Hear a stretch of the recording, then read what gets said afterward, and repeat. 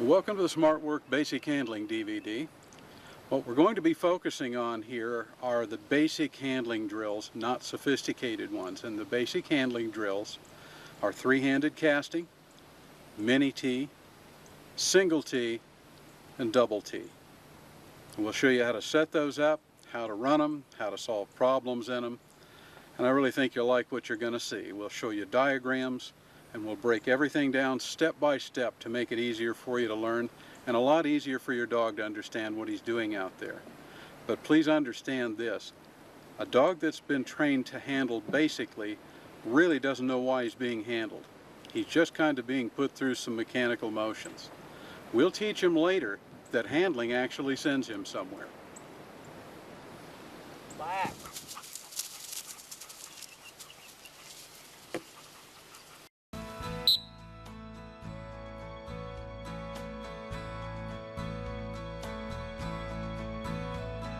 As usual, strong obedience pays off big when beginning handling work. Following that, all the force fetch training should have been done, up to and including force to pile. There are just a few intricacies in force to pile that will now also begin to pay off big. This is because the drills you're about to run are pile-based drills with only two exceptions, three-handed casting and mini T. Those will be our first drills to teach the three basic casts, back in both rotations, and right over and left over.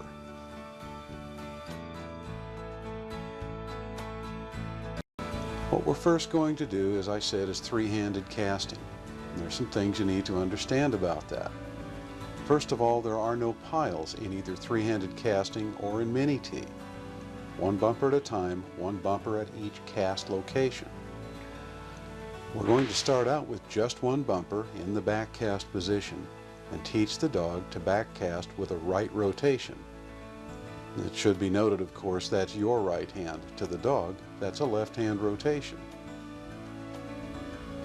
Having gotten that cast going well, then we'll teach the dog to cast straight back in a left rotation. The scenario will still be the same. The dog will be on a rope for control, the dimensions will be very close, and we'll just move as needed to teach the dog to cast in that rotation. Having taught that well, we'll teach the dog to alternate casting right hand back and left hand back. This generally takes a course of several days to get going, but once you have, then we can start teaching the dog the left hand over. This usually takes very little time with a well-forced dog. The same procedure is taught for the right over, tossing it bumper to the right where the dog can see it obviously, small white plastic bumper on open ground, and teach him to take the right over cast. As I said, those two overs generally go pretty easily, so what we'll do next is begin mixing casts. We'll do a straight right hand back, and then, for example, follow that with a left over, because those are opposite rotations. You should repeat the left straight back cast all by itself several times to get it going again. Once it is, give him a left hand straight back, followed by a right straight over.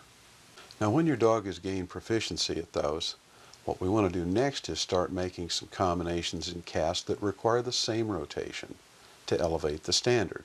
And you're going to have to do that eventually anyway. An example of that would be a right straight back, followed by a right over. Then, of course, a left straight back, followed by a left over. Other combinations, of course, would be, for example, to do a right over first, and then a right straight back. And, of course, a left straight over, followed by a left straight back. You take however many days it takes for your dog to get good at that, but that's the point. You teach him step by step and give him a high level of competence. Along with that will come a high level of confidence. When you see that your dog is confident with this procedure, it's time to collar condition him to sit and begin mini T.